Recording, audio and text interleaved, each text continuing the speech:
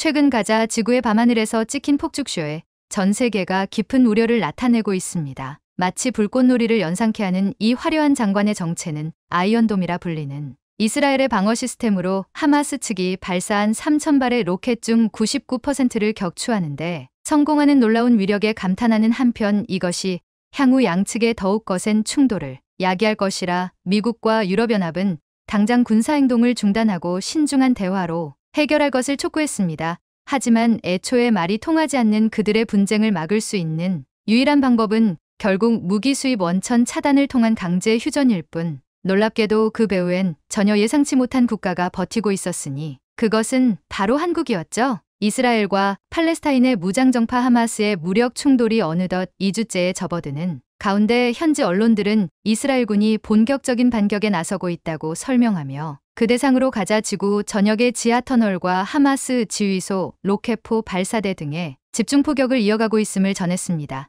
CNN에 따르면 하마스 고위 관계자의 말을 인용 이스라엘군과의 휴전 합의가 목전에 있다며 조만간 양측의 충돌이 중단될 것으로 예상했지만 이스라엘은 여전히 휴전 협정의 가능성에 대해서 언급하지 않고 있고 목표가 달성될 때까지 이번 군사작전을 계속하기로 결정했다는 네타냐후 이스라엘 총리의 발언과 공식적으로 분쟁을 중단하려는 어떠한 열의도 보이지 않고 있음에 따라 세계 각국의 정상들은 현재 이어지고 있는 폭격이 단기간에 끝나지 않을 것이라며 심각한 우려를 표하고 있습니다. 그도 그럴 것이 AP통신에 따르면 이번 이스라엘의 보복 공습으로 가자 지구에 거주하던 피난민들이 5만 명이 발생했는데 이 중 4만 7천 명이 현재 유엔이 운영 중인 학교에 마련된 임시 거처에서 생활하고 있는 와중에 의료 장비와 식수 등이 매우 부족하고 좁은 학교에 워낙 많은 인원이 몰리다 보니 코로나 관련 방역은 아예 엄두조차 내지 못하는 최악의 상황이라고 밝히기도 했죠. 고작 며칠에 걸친 충돌이었지만 도시 일부에서는 괴멸에 가까운 피해도 보고되고 있습니다.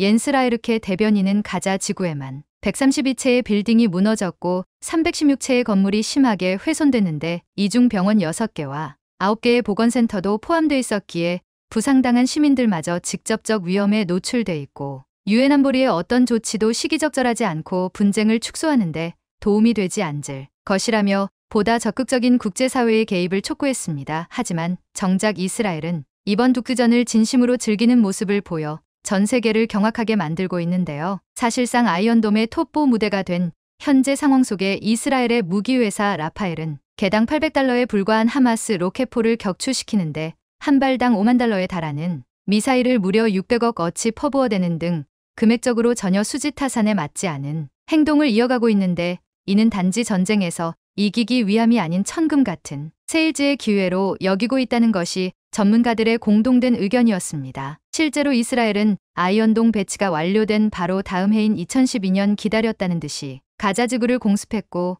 그로부터 2년 후인 2014년에 이어 이번에도 또 다시 의도된 공격을 행한 것에 대해 월스트리트 저널은 아이언돔의 막강한 성능이 다시 한번 확인됐다며 이는 즉시 인도와 UAE 연합 그 외 다수의 아시아 국가들로 하여금 구체적인 아이언돔 구매 검토 움직임으로 이어지고 있음을 보도했습니다. 아이언돔의 기술력 덕분에 이스라엘 측의 인명피해가 크게 줄어든 것은 다행스러운 일이라는 데는 의문의 여지가 없으나 전문가들은 이미 7년 전인 2014년 가자 침공 때부터 아이언돔에 대한 이스라엘의 지나친 의존이 장기적으로 그들의 안전을 해칠 수 있다고 우려한 바 있었는데 텔아비브 대학의 프로머 교수는 당시 워싱턴 포스트 기고에서 네타냐후 정부는 팔레스타인과의 평화협상 재개를 위해 노력할 의지가 없으며 그 근거로 아이언돔 있는데 왜 그러겠냐며 이스라엘 대중들이 자국을 안전하다고 굳게 믿는 한 정치 지도자들은 더 이상 폭력을 끝내기 위한 외교적 노력을 기울일 필요가 없게 될 것이라 주장하기도 했죠.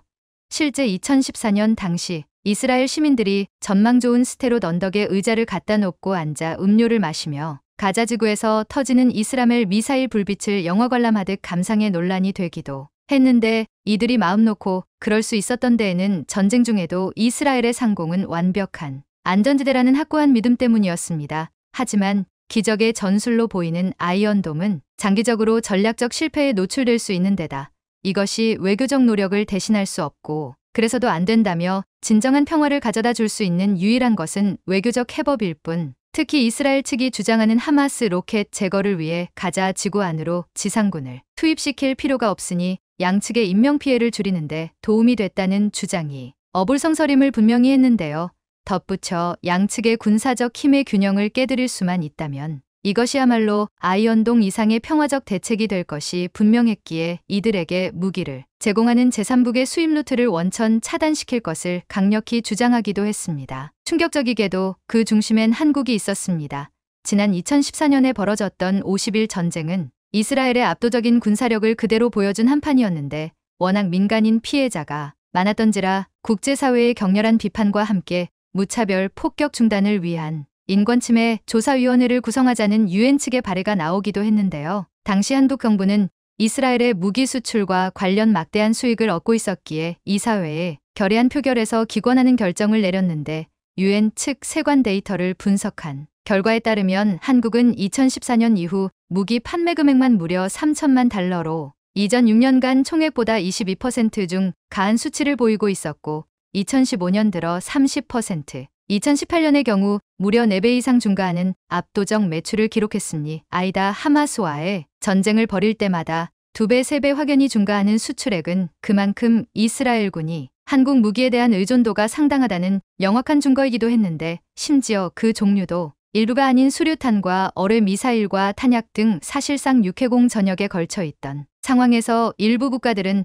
한국 측에 가공할 무기 수출 제한이 이스라엘의 광기를 막을 수 있는 가장 효과적인 방법이며 또한 국제인권법상 거래조약 위반으로도 볼 여지가 충분했기에 이를 명분 삼아 보다 신속한 제재를 요청하기도 했죠. 오죽하면 국제엠네스티 측은 최근 금부상하는 중국을 견제하기 위해 동남아시아 국가들이 무기 수입을 늘리고 있는 가운데 한국의 수출액이 10년 전에 비해 무려 13배 이상 성장하는 등 세계에서 무기 공급 증가율이 가장 높은 국가 중 하나로 떠오르고 있고 특히 이스라엘에 상당량의 폭탄을 공급하고 있다는 점을 들어 당시 윤병세 외교부 장관에게 직접 이스라엘로의 무기 이전을 전면 중단할 것을 탄원하는 서한을 보내기도 했습니다. 단편적으로 보자면 도대체 왜 한국은 국제사회에 비난을 감수하면서까지 이스라엘의 편을 드는가 싶겠지만 사실 여기엔 한국 정부가 드러내지 않은 고도의 전략적 이유가 숨어 있었습니다. 1995년 이래 꾸준히 경제적 의존관계를 형성해온 양국은 2000년대 들어 본격적인 군사교류를 시작했는데 한국군이 소유하고 있던 구식 셔먼 전차를 비싼 값으로 사간다거나 중동전쟁에서 쓰인 러시아제 전차를 군용기에 직접 실어 한국에 보내준다든지 심지어 서로 간에 군사교류를 참고해서 만드는 등 이 같은 행보는 특히 북한과 아랍 국가들의 협력에 대한 견제라는 공동의 목표 때문이었습니다. 적대국에 둘러싸여 있다는 공통점으로 누구보다 한국의 상황을 제대로 이해하고 있는 이스라엘은 현재 세계 각국에서 아이언돔에 관한 구매 문의가 폭증하는 와중에도 가장 먼저 한국 측의 아이언돔에 관한 자세한 설명과 더불어 관련 방공체계를 갖출 것을 진지하게 조언하기도 했는데요. 이스라엘 피셔 항공우주전략연구소 측은 최근 미국의 북한 전문 매체 NK뉴스에 기고한 그래서 적극적인 방공에는 적지 않은 비용이 들긴 하나 북한을 이웃에 둔 채로 아무런 준비를 하지 않는 리스크 비용이 훨씬 더 크다고 말하며 아이언돔을 갖추면 북한이 강력히 반발할 수 있겠지만 이것은 그저 방어체계일 뿐 북한을 공격하는 무기가 아니기 때문에 남북 간의 긴장을 완화할 수 있는 더할 나위 없는 수단임을 강조하기도 했습니다. 정리하자면 이스라엘군의 무기를 수출하는 행위는 분명 국제사회의 비판을 초래할 여지는 충분하나 이미 사방에 적이 포진해 있는 한국은 단 하나의 동맹국이라도 절실한 상황이고 더욱이 그 대상이 세계 최강 중 하나인 이스라엘이라면 천군만마를 얻은 셈 실제로 최근 이스라엘이 먼저 나서 한국의 아이언돔 전수에 대한 긍정적인 사인을 보내자마자 국방부 측은 향후 5년간 국방중기 계획을 발표함과 동시에 수도권 방어전력으로 아이언돔 실전 배치 계획을 발표하기도 했죠. 일각에선 이스라엘의 엇나간 행동을 돕고 있는 한국에 비난을 가하고는 있지만 국제동사라는 것이 그렇게 단순하게만 생각할 수는 없는 법. 한국의 무기 수출은 이스라엘로 하여금 한국에 대한 의존도를 높일 수 있고 더불어 그들의 신기술을 들여올 수 있는 명분이 되기 때문에 유독 일본과 북한이 격한 반응을 보이는 것도 나름대로의 이유가 있었던 셈이었죠. 하마스 이스라엘 전쟁이 지속되고 있는 중동 지역에서 예멘의 시아파 무장 조직인 후티 반군이 홍해 남부를 지나던 화물선 한 척을 납포했습니다. 현지 언론들은 피랍 선박이 튀르키예를 떠나 수에즈 운하를 거쳐 인도로 향하던 차량 운반용 화물선 갤럭시 리더호라고 보도하면서 선적은 바하마에 등록돼 있으며 선원 22명이 승선했다고 전했습니다. 그런데 이스라엘군은 후티 반군의 화물선 나포 소식이 나오자마자 즉각 이 나포 선박이 이스라엘 회사의 소유가 아니라고 확실하게 선을 그으면서 이 배에는 여러 국적의 선원들이 있지만 이스라엘인은 타지 않았다고 신속하게 발표했습니다. 알고 보니 이 갤럭시 리더호의 지분은 이스라엘 해운 재벌이 일부 보유하고 있긴 하지만 놀랍게도 현재 일본 기업이 운영하는 화물선이었습니다. 후티 반군은 지난 19일 아예 알 마시라이아이 메사라 TV 채널을 통해 화물선 갤럭시 리더 호의 나포 작전 모습을 공개하기도 했습니다. 영상에 따르면 후티 반군 강습부대는 러시아제 수송 헬리콥터 미-17로 추정되는 헬기를 타고 공중에서 선박의 갑판으로 침투했습니다. 이후 헬기에서는 복면을 쓰고 AK 계열 소총과 방탄복 등으로 무장한 부대원들이 헬기에서 내려 갑판을 따라 조타실이 있는 선교로 접근합니다. 침투한 부대원들은 선교에 있던 승무원들을 신속히 제압하고 선내 주요 기관 및 공간을 촬영합니다. 이어지는 영상에서 부대원은 우리는 가자와 함께 있다 등 가자 지구 팔레스타인을 응원하는 발언을 선내 방송으로 했습니다. 이후 이들은 선박 외부를 공중 촬영하며 마스트에 예멘과 팔레스타인 국기가 각각 개양된 모습을 보여주었는데요. 미국 해사청 MARAD에 따르면 해당 선박은 예멘 서부 호데이다 항구로부터 서쪽으로 80km 떨어진 지점에서 납포됐습니다. 후티 반군 측은 선박 납포에 대해 이스라엘과 관련이 있다. 가자 및 서한 지구의 팔레스타인 형제들에게 한 극악무도한 짓에 대한 대응이라고 밝혔습니다. 이미 이 같은 화물선 납포 사건이 벌어지기 수시간 전부터 후티 반군은 이스라엘군에게 이스라엘 회사가 소유 또는 운용하는 모든 선박을 납포하겠다고 위협했고 모든 나라는 이스라엘 선박에 탄 자국민을 철수시키라고 요구한 바 있습니다. 하지만 후티 반군의 협박에 철수를 할 이스라엘이 아닙니다. 화물선 납포 직후 베냐민 네타냐후 이스라엘 총리는 일본 화물선 납포의 배후로 이란을 지목하면서 이란의 호전성이 증대되고 있다고 주장하고 나섰습니다. 후티 반군은 이란의 우호적이며 이스라엘과 하마스의 전쟁 발발 뒤에는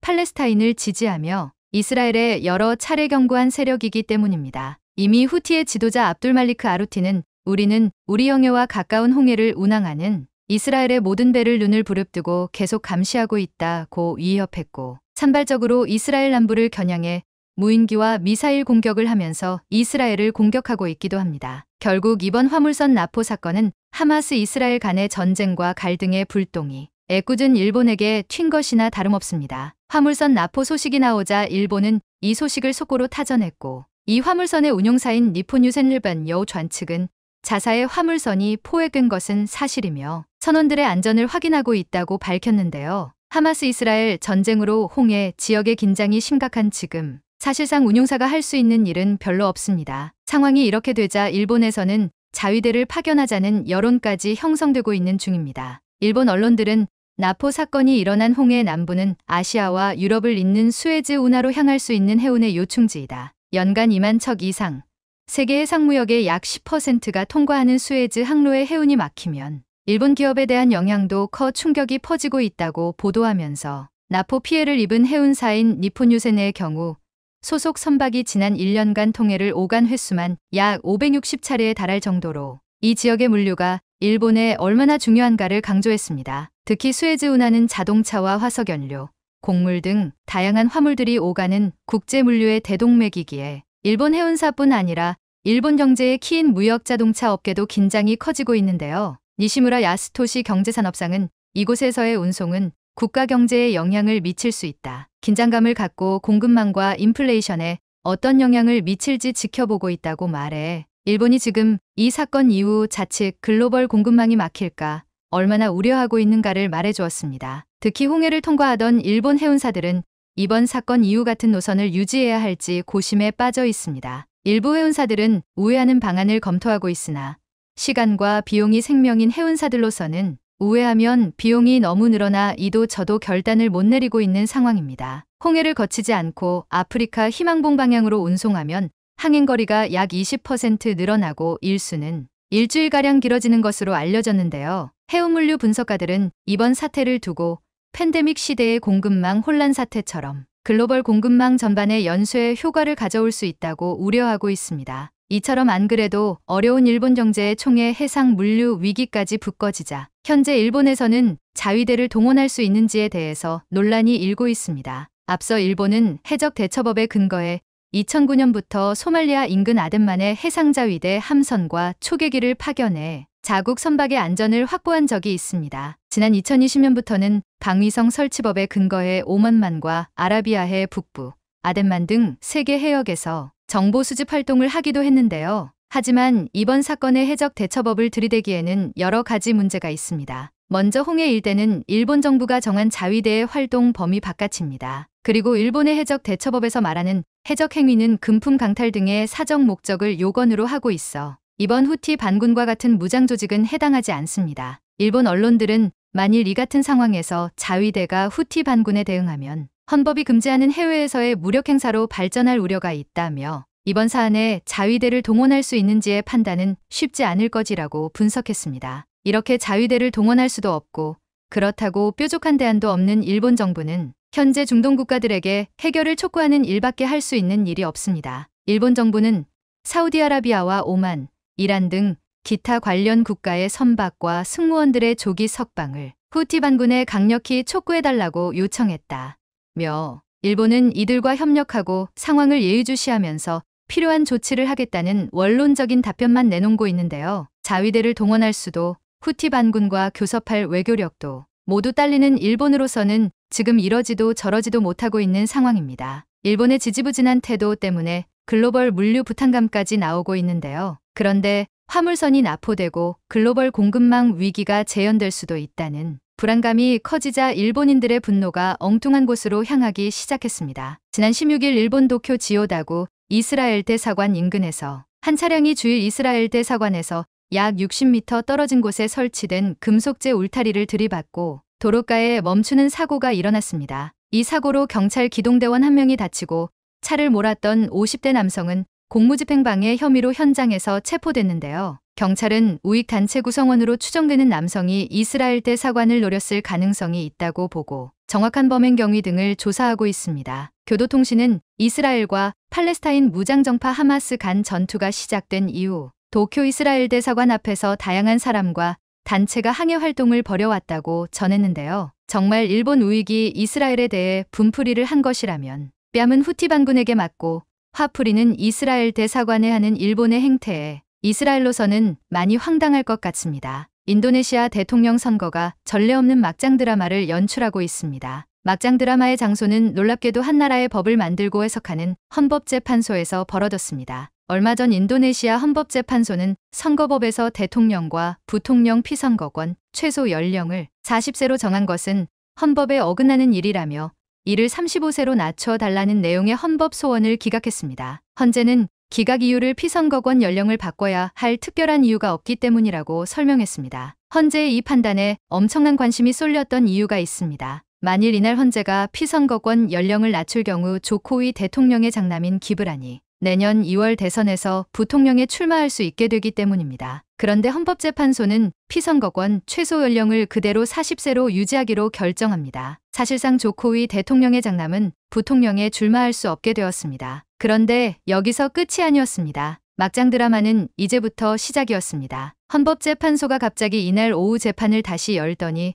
선거법상 대통령과 부통령의 피선거권 연령 제한을 40세 이상이거나 선출직에 오른 경력이 있어야 한다는 내용으로 바꿔달라는 요청을 심사했고 찬성 5명, 반대 4명으로 이를 받아들이기로 결정한 것입니다. 이것은 오전에 내린 결정에 정면으로 배치되는 결정을 같은 날 오후에 내놓은 것으로 전례 없는 사건이었습니다. 덕분에 조코위 대통령의 장남 기브란은 연령과 관계없이 대통령이나 부통령에 출마할 수 있게 되는 웃지 못할 촌극이 벌어진 것입니다. 인도네시아의 대통령인 조코 위도도는 임기 말임에도 불구하고 지지율이 무려 70%부터 80%에 육박할 정도로 높은 인기를 자랑하는 정치인입니다. 10년에 가까운 임기 동안 가장 낮았던 지지율이 50%대 초반이었고 인도네시아 대중의 절대적인 지지를 받고 있습니다. 반면 조코 위도도와 무너서 2번이나 고배를 마셨던 프라보워 국방장관은 이번에 또다시 대선 후보로 나왔는데요. 이상한 것은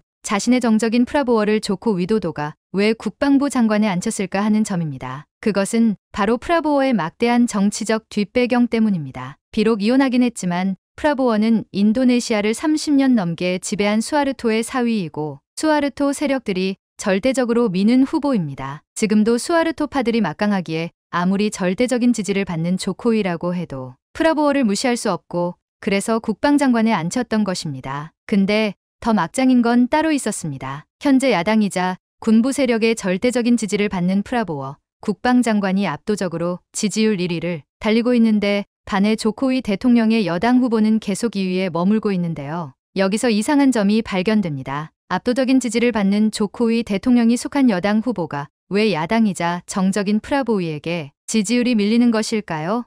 조코위의 임기를 등에 업을 만도한데 말입니다. 여기에는 엄청난 이유가 숨겨져 있습니다. 프라보워 수비안토 국방부 장관의 러닝메이트가 바로 조코위 현 대통령의 장남이기 때문입니다. 조코위 대통령이 자신의 장남을 부통령으로 밀기 위해서 정적인 프라보워와 손을 잡았고 자신의 가문을 인도네시아 정치 왕조의 하나로 세우기 위해 빅픽처를 그리고 있는 것입니다. 프라보워 장관의 입장에서도 현재 지지를 이리 달리고는 있긴 하지만 언제 판도가 바뀔지 알 수 없기 때문에 비록 자신의 정적인 조코위의 장남이라 해도 그와 손을 잡는 것이 가장 확실한 방법이라 여겼을 테고 조코위의 입장에서는 프라보위와 비록 물과 기름 같은 사이였지만 자신의 퇴임 후가 보장되고 아들들이 정가에서 크게 성장하기 위해서는 프라보워와 손을 잡아 정치 왕조를 만들려고 했을 것입니다. 한마디로 현직 대통령이 자기 아들을 부통령으로 만들기 위해 상대 진영 후보와 손을 잡은 어이없는 상황이 펼쳐진 것입니다. 특히 조코위 대통령은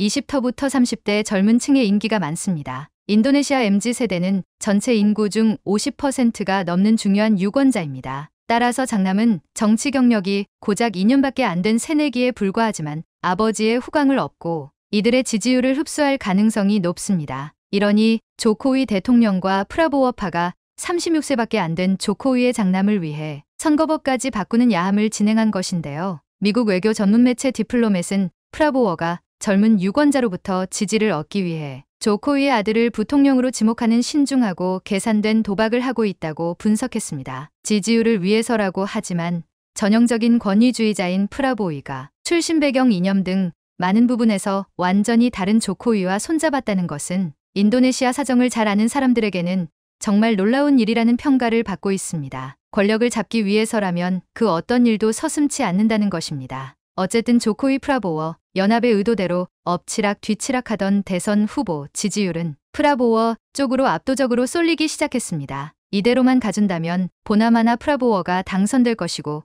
조코위 대통령의 첫째 아들은 36세의 나이로 부통령이 될 것이 거의 확실해 보였습니다. 참고로 조코위 대통령의 둘째 아들 역시 28살에 불과한데 당 대표가 되었으니 인도네시아 정치판이 얼마나 가문 중심의 기득권이 팽배해 있는지 알만합니다. 그런데 누워서 떡 먹기일 줄 알았던 이번 대선. 아무도 예상하지 못한 대반전이 일어났습니다. 조코위 대통령의 장남을 부통령에 출마시키기 위해 40세 이상 나이 제한까지 변경시키는 꼼수를 쓰며 조코위를 도우려 했던 헌법재판소장이 해임을 당한 겁니다. 파이낸셜 타임스에 따르면 인도네시아 헌법재판소 윤리위원회는 회의를 열어 아나르 우스만 헌법재판소 소장이 조코위 대통령의 장남과 관련된 선거법 위헌 심판 결정에 직접 참여한 것이 이에 상충에 해당한다며 소장직을 박탈해버렸습니다. 또한 향후 이해관계가 충돌할 수 있는 선거 관련 위헌 심판에도 참여해서는 안 된다고 명령했습니다. 조코위 대통령의 장남을 부통령에 출마시키기 위해